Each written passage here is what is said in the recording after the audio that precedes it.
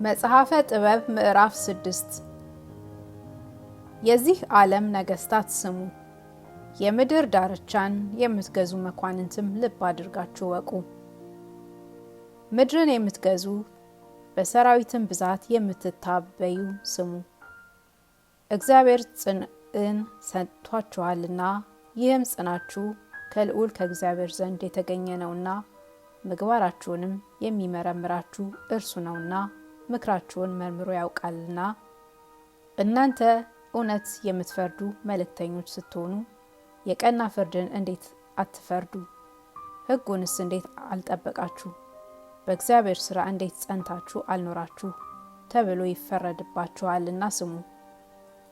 ፈጥኖ የሚቃወማችሁ ድንጋጼ በላያችሁ ያመጣል፣ ለመኳንንቱ የተቆረጠ ፍርድ ያደርጋልና። ለድሃው ግን ሥላሴ ከቸርነት ሥራ የተነሳ ያቃልሉለታል።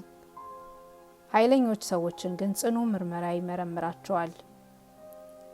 እግዚአብሔር ታናሹና ታላቁን ስለፈጠረ እግዚአብሔር ፊት አይቶ አያዳላምና የባለጸጋውን መከበር አያፍርምና እንደዚሁም አስቦ ገዢውን ተገዢውንም ይሰራቸዋል። በባለጸጎች ግን ጽኑ ምርመራ ይደርስባቸዋል።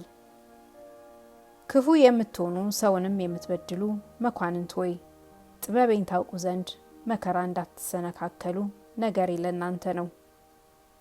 እውነተኛ ትእዛዙን አውቀው የሚጠብቁ በእውነት ይከበራሉና የተማሯትም ሰዎች ይቅርታን ያገኛሉና።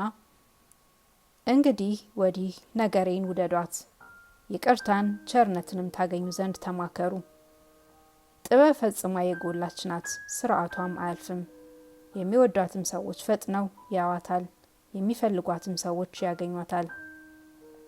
ለሚወዷትም ሰዎች ትደርስላቸዋለች፣ አስቀድማም ትገለጥላቸዋለች።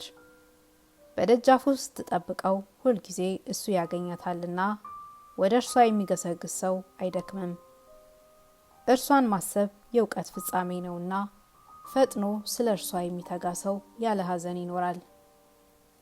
የሚገቧትን ሰዎች ይህቺ ስትፈልጋቸው ትመጣለችና በመንገድም ድንገት ተስላ አምራ ትታያቸዋለችና በፍጹም እውቀት ትገናኛቸዋለች። የዘጠኙ ቃል አበጋዝ ኢታምልክ ቀዋሚ ነውና እሷንም መውደድ በዚችም ሕጊቱን ማስተንተን እሷን መውደድ ነውና እሷንም መውደድ ሕጓን መጠበቅ ነውና ሕጓንም መስማት መረዳት ሕይወተ ነፋስ ነውና ሕይወተ ነፍስም ሰውን ወደ እግዚአብሔር የቀረበ ታደርጋለችና ጥበብንም መውደድ ወደ መንግስት ታደርሳለችና። አሕዛብን የምትገዙ መኳንንት ዙፋን ሹመትን መንግስትን ከወደዳችሁ ለዘላለሙ ትነግሱ ዘንድ ጥበብን አክብሯት። ጥበብ ምንድናት? እንደምንስ ነበረች? እኔ ነግራችኋለሁ። የተሰወረ ምስጢሯን ካንተ አልሰውርም። ከጥንት ጀምሮ አካኋኗን መርምሬ እሷን ማወቅ የተገለጸ አደርጋለሁ እንጂ እውነቱን ነገር አልተላለፍም። ምቀኛ በሚቀናበት ቅናት ጸንቼ አልኖርም።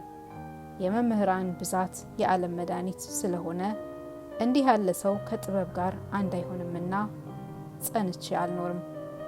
አዋቂም ንጉሥ ለሰራዊቱ ጠበቃ ነውና በቃሌ ተመከሩ ትረባላችሁ።